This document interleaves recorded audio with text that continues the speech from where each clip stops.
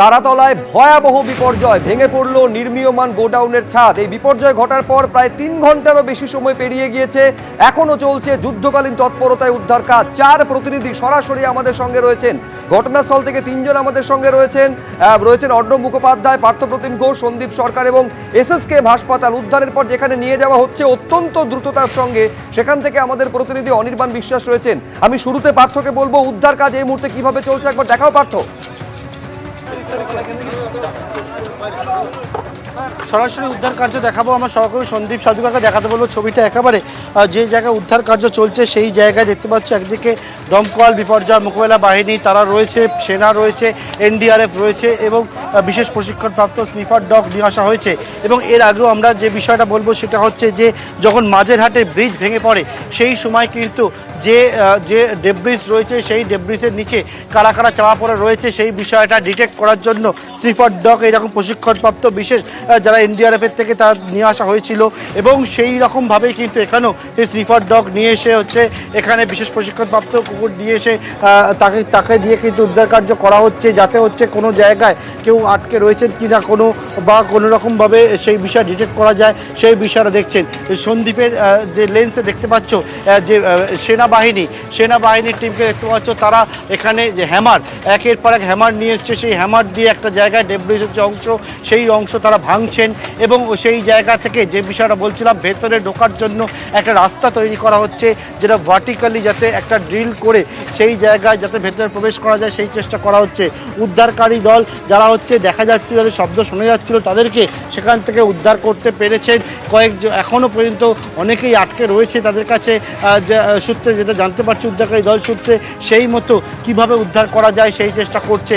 সরাসরি দেখতে পাচ্ছ যে ছবি এটা হচ্ছে তারাতলার ট্রান্সপোর্ট ডিপোর্ট রোড, যেটা ব্রেস ব্রিজের কাছে। সেই জায়গায় 12:30 থেকে 1টার মধ্যে এই ভয়াবহ দুর্ঘটনাটি ঘটে, যে জায়গায় পরপর যে স্ট্রাকচারগুলো রয়েছে ঢালাইয়ের পর নির্মীয়মান গোডাউন, চায়ের গোডাউন, সেটা কিন্তু ভেঙে পড়ে। যে শ্রমিকরা নিচে কাজ করছিলেন সেই শ্রমিকরা একেবারে চাপা পড়ে যান এবং এমন দৃশ্য ভেতরে যেটা একেবারে বর্ণনা করা যাবে না। এবং সেই জায়গা থেকে অনেকেই ভেতর দিক থেকে বাঁচার জন্য আর্তনাদ করছিলেন, কেউ একেবারে ভেতর দিক থেকে হাত বাইরে বার করে উদ্ধারকারী দলের কাছ থেকে সাহায্য চাইছিলেন। যেখান থেকে দেখা যাচ্ছে উদ্ধারকারী দল উদ্ধার করতে পারবে সেই জায়গায় অত্যন্ত চ্যালেঞ্জিং উদ্ধার কার্য। সেই মতো কিন্তু যেই লোহার যে অংশ পাটাতনগুলো রয়েছে সেগুলোকে কাটছেন, এই ওপরের যে চাঙড়গুলো রয়েছে সেগুলোকে সরিয়ে উদ্ধারকারী দল এই উদ্ধার কার্যটি করছে। সেনার টিম রয়েছে, এনডিআরএফের টিম রয়েছে, বিপর্যয় মোকাবেলা বাহিনী, দমকল, চিকিৎসকদের দলকে নিয়ে আসা হয়েছে, একের পর এক অ্যাম্বুলেন্স নিয়ে আসা হয়েছে, অত্যাধুনিক একের পর এক ট্রেন নিয়ে আসা হয়েছে এবং সেই সবের মাধ্যম থেকে তারাতলা এই যে ঘটনাস্থল সেই ঘটনাস্থলে উদ্ধার কার্য চলছে। যে জায়গায় দেখতে পাচ্ছি একটা স্ট্রেচার বা বস্তা নিয়ে আসা হয়েছে, খুব সম্ভবত ওই জায়গাতে যে ডেব্রিজগুলো উদ্ধার হচ্ছে সেইগুলোকে এই বস্তায় করে তুলে বাইরে নিচের দিকে ফেলা হচ্ছে, যাতে ওই জায়গা থেকে ভেতরে প্রবেশ করা একটা রাস্তা তৈরি করা যায় সেই চেষ্টা হচ্ছে। যে বিষয়টা বলছিলাম স্নিফার ডগ, বিশেষ প্রশিক্ষণপ্রাপ্ত স্নিফার ডগ, সেই স্নিফার ডগকে এখানে ব্যবহার করা হচ্ছে যাতে ভেতরে কোনোরকমভাবে তারা প্রশিক্ষণপ্রাপ্ত কোনোরকমভাবে কোনো প্রাণের সঞ্চার হদিশ পেলে সেই মতো সে ডিটেক্ট করলে সেই জায়গাতে উদ্ধারকারী দল সেখানে পৌঁছাবে। কিন্তু সমস্যা যে জায়গা সেটা হচ্ছে যে এই যে স্ট্রাকচারটা কোনো একটা স্ট্রাকচার না, এরকম 3টে স্ট্রাকচার তার নিচে চাপা পড়ে রয়েছে। কারণ এখানে প্রথমে 3 তলা, স্থানীয়রা বলছেন যারা প্রত্যেকগুলো হচ্ছে, তারপর 2 তলা এবং তার নিচে 1 তলায় কাজ চলছিল এবং পরপর এইরকম স্ট্রাকচারগুলো একেবারে ভেঙে পড়েছে এবং যার নিচে অনেকেই আটকে পড়ে রয়েছেন, চাপা পড়ে রয়েছেন, একেবারে অনেকেই চাপা পড়ে রয়েছেন, কিন্তু সেটা সংখ্যায় কত এবং বিশেষ করে কোন কোন জায়গায় তারা চাপা পড়ে রয়েছেন এইটা বুঝে ওঠা কঠিন, যে জন্য উদ্ধার কাজ আরেকটু দ্রুত গতিতে হয়তো করা যেতে পারত যদি ঠিক কোন জায়গায় কতদিন আটকে পড়ে রয়েছেন এইটা বোঝা যেত। নিঃসন্দেহে এই মুহূর্তে যুদ্ধকালীন তৎপরতায় উদ্ধার কাজ চলছে। আমি সন্দীপের কাছে একবার সরাসরি চলে যাব, যেভাবে একেবারে বাঁচার আরতি ভেতর থেকে আটকে থাকা শ্রমিকেরা করছেন। এই মাঝেরহাটের ব্রিজ বিপর্যয় বা পোস্তা উড়ালপুলের বিপর্যয়ের কথা মনে করিয়ে দিচ্ছে, কিন্তু এই ভয়াবহ বিপর্যয়টা প্রাথমিকভাবে কি মনে হচ্ছে সন্দীপ, কিভাবে ঘটে থাকতে পারে?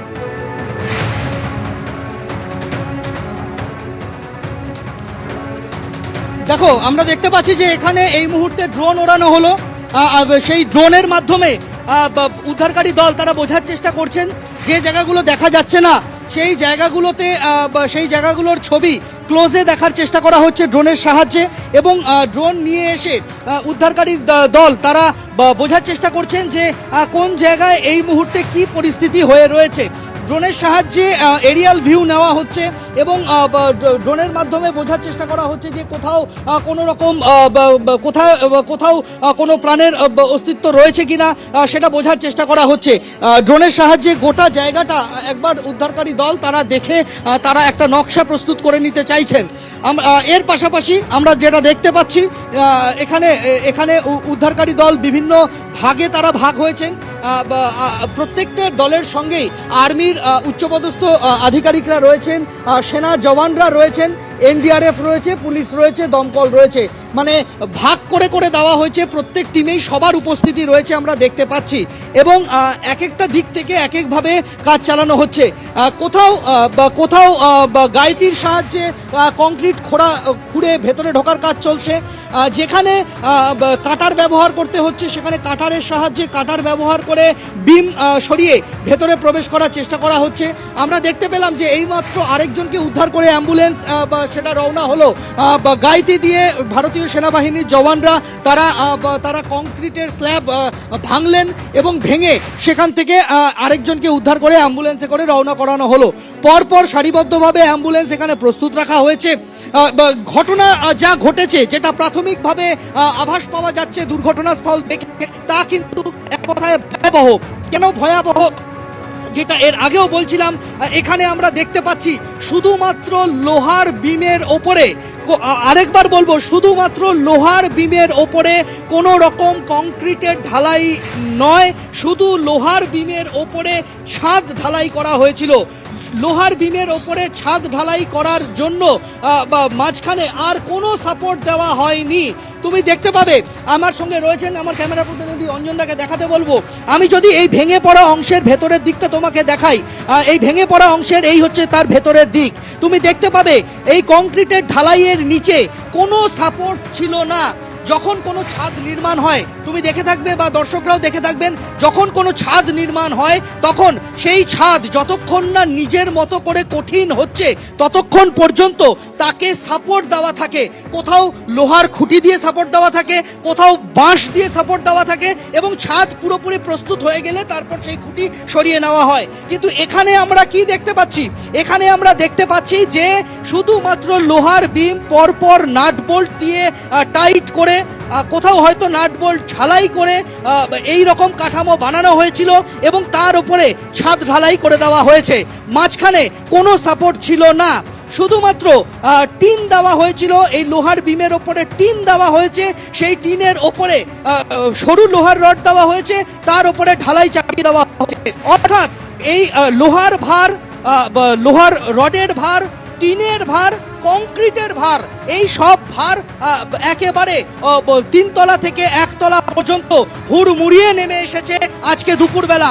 গতকাল বৃষ্টি হয়েছিল, তার ফলে সেই ছাদ কিছুটা ড্যামেজ হয়ে থাকতে পারে, এবং সেই ছাদ এই কংক্রিটের চাপ যে নিতে পারেনি এই লোহার বিম, তার লোহার বিম যেভাবে বেঁকে দুমড়ে গিয়েছে তা একেবারে স্পষ্ট।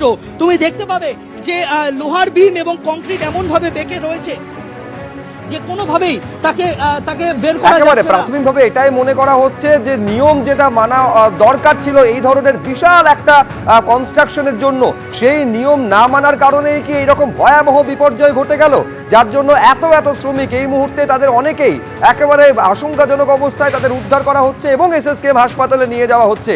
আমরা একবার সরাসরি কথা বলবো, আমাদের আরেক প্রতিনিধি অনির্বাণ বিশ্বাস আমাদের সঙ্গে রয়েছেন। অনির্বাণ, এখনো পর্যন্ত কতজনকে চিকিৎসার জন্য নিয়ে আসা হলো এবং কি অবস্থা, তাদের আঘাতটাই বা কতটা গুরুতর? দেখো, তোমাকে প্রথমে জানিয়ে রাখি যে এখনো পর্যন্ত কিন্তু এসএসকেএম এর ট্রমা কেয়ার বিল্ডিং, সেখানে কিন্তু 11 জনকে নিয়ে আসা হয়েছে। কিছুক্ষণ আগেই আরও একজনকে নিয়ে আসা হলো, এবং কিন্তু তার সঙ্গে তিনি যারা নিয়ে আসলেন মূলত অ্যাম্বুলেন্সে করে, তার কিন্তু কোনো সংজ্ঞা নেই। এই মুহূর্তে তাকে ভেতরে নিয়ে যাওয়া হয়েছে, এবং হাসপাতাল সূত্রে আমরা যতটুকুনি জানতে পারছি তাতে কিন্তু এখনো পর্যন্ত এই 11 জনের মধ্যে প্রায় 5 থেকে 6 জন, তাদের অবস্থা কিন্তু অত্যন্ত আশঙ্কাজনক। স্বাভাবিকভাবেই হাসপাতালের যারা চিকিৎসক রয়েছেন, যারা নার্স রয়েছেন, তারা প্রাণপণ চেষ্টা করছেন প্রত্যেককে প্রাথমিক চিকিৎসা দিয়ে অন্তত তাদেরকে সুস্থ রাখার, এবং এই মুহূর্তে কিন্তু যাদের যাদের নিয়ে আসা হচ্ছে, কারোর হাতে চোট রয়েছে, কারোর মাথায় চোট রয়েছে, কারোর পায়ে চোট রয়েছে, এমন এমন পরিস্থিতিতে নিয়ে আসা হচ্ছে যেটা কিন্তু বর্ণনাতীত। স্বাভাবিকভাবেই তাদেরকে কিন্তু এই মুহূর্তে প্রাথমিক চিকিৎসা দিয়ে তাদেরকে সুস্থ করে তোলা এবং তাদেরকে কিন্তু যাতে রিভাইভ করানো যায় সেই চেষ্টা কিন্তু মূলত করা হচ্ছে। এই মুহূর্তে তুমি দেখতে পাচ্ছ যে হাসপাতালের যে ট্রমা কেয়ার সেন্টার, তার সামনে ভবানীপুর থানার একটা বিশাল পুলিশ বাহিনী উপস্থিত। তার কারণ এইখানে যে সমস্ত অ্যাম্বুলেন্স আসছে, সেই অ্যাম্বুলেন্সে কারা আসছেন, কাদেরকে নিয়ে আসা হচ্ছে, দ্রুত তাদেরকে ভেতরে নিয়ে যাওয়া। একদিকে যেমন হাসপাতালের যারা প্রশাসন রয়েছেন তারা যেমন তৎপরতা দেখতে পাচ্ছি আমরা, ঠিক তেমনভাবে পুলিশেরও তৎপরতা রয়েছে। এবং এখানে যে সমস্ত রোগীর পরিবার বা আত্মীয় স্বজনরা থাকেন এই ট্রমা কেয়ার বিল্ডিংয়ের সামনে, তাদেরকেও কিন্তু একটা সাইডে সরিয়ে দেওয়া হয়েছে যাতে অ্যাম্বুলেন্সের আসা যাওয়ার ক্ষেত্রে কোনো সমস্যা না হয়। এবং যে কথা তোমায় বলছিলাম, এই মুহূর্তে কিন্তু হাসপাতালের বা ট্রমা কেয়ার সেন্টারের সবচেয়ে বড় যেটা চ্যালেঞ্জ, যে এই মুহূর্তে যাদেরকে নিয়ে আসা হচ্ছে তাদের প্রাথমিক শুশ্রূষা দিয়ে তাদেরকে কিন্তু জীবিত রাখাটা আগে জরুরি। কারণ এমন অনেকে আসছেন যারা কিন্তু সংজ্ঞাহীন অবস্থায় আসছেন, স্বাভাবিকভাবে তারা কী অবস্থায় রয়েছেন সেগুলো চিকিৎসক পরীক্ষা নিরীক্ষার পর বলতে পারবেন। এখনও পর্যন্ত 11 জনকে নিয়ে আসা হয়েছে, তার মধ্যে 5 থেকে 6 জন তাদের অবস্থা অত্যন্ত আশঙ্কাজনক, এমনটা কিন্তু হাসপাতাল সূত্রে আমরা জানতে পারছি। এবং এখনও পর্যন্ত ওখান থেকে যে কজনকে উদ্ধার করা হয়েছে তাদের একটা বড় অংশকেই কিন্তু নিয়ে আসা হচ্ছে এই এসএসকেএম এর ট্রমা কেয়ার বিল্ডিংয়ে।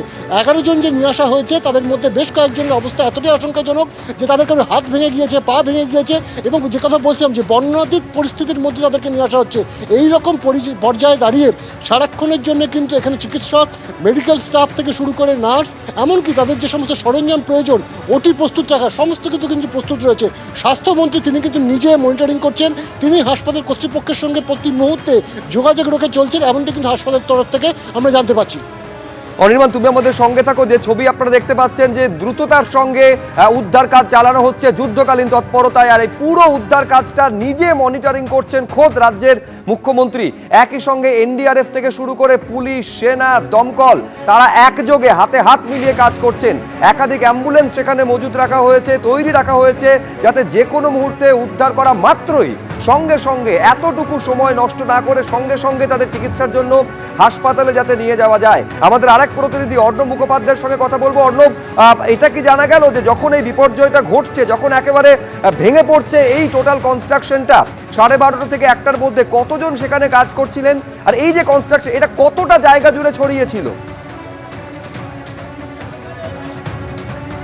দেখো, প্রথমে বলে নিই, এখানে যে বোর্ড রয়েছে তাতে দেখা যাচ্ছে এটা পোর্টের জমি এবং বেহেরা ব্রাদার্স তারা লিজ পেয়েছিলেন এবং তারা একজন ডেভেলপারকে নিয়োগ করেছিলেন এবং সেই অয়ন ডেভেলপার যেটা রয়েছে তারা হচ্ছে এটাকে ডেভেলপ করছিলেন, এমনটা জানা যাচ্ছে। এই মুহূর্তে আমরা সঙ্গে পেয়েছি একজন স্ট্রাকচারাল ইঞ্জিনিয়ার এবং পুরসভার অনুমোদনপ্রাপ্ত একজন লাইসেন্স বিল্ডিং সার্ভেয়ার আমাদের সঙ্গে রয়েছেন, অংশুমান সরকার।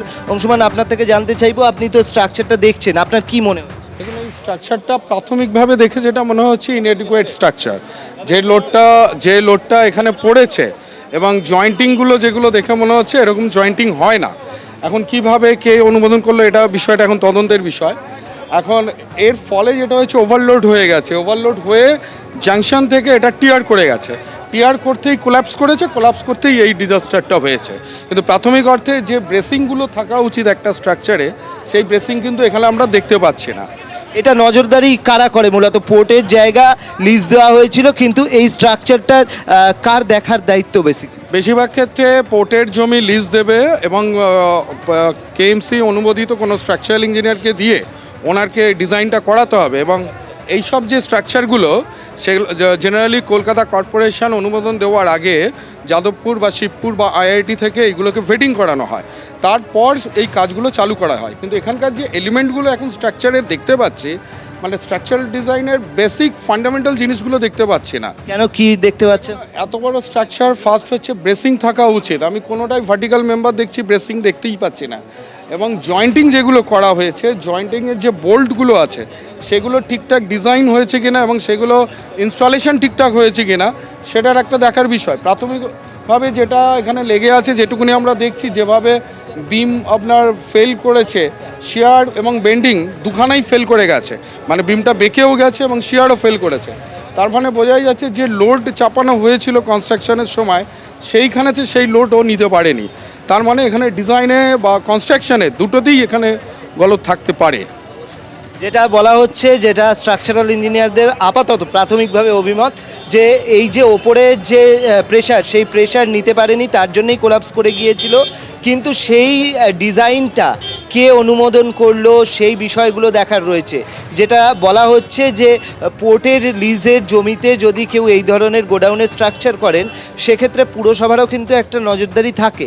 সুতরাং এখানে কি অনুমোদন দেওয়া হয়েছিল? এটাকে কি পুরসভার আলাদা প্ল্যান পাস করতে হয়? কিভাবে প্ল্যান পাস করতে হয় এটাকে আগে পোর্ট এনওসি দেবে, এনওসি দেওয়ার পর টেকনিক্যাল পার্টটা আমাদের গভর্নমেন্ট অ্যাপ্রুভ স্কিম অনুযায়ী পৌরসভাকে এটা জমা দিতে হবে এবং এটা নিয়মকানুন মেনে সেখানে এটা এত বড় স্ট্রাকচার এটা এমবিসি হয়, এমবিসি হওয়ার পর স্ট্রাকচারালের ব্যাপারটা যেটা হয় সাধারণত এই ধরনের স্টিল স্ট্রাকচার যেগুলো হয় সেগুলো যাদবপুর নয় শিবপুর নয় আইআইটি যে কোনো রেপুটেড ইনস্টিটিউশন থেকে এটা ভেটিং হবে, তারপর এর অনুমোদন পাবে। কিন্তু আদৌ কি পোর্ট এলাকায় এত কিছু হয়?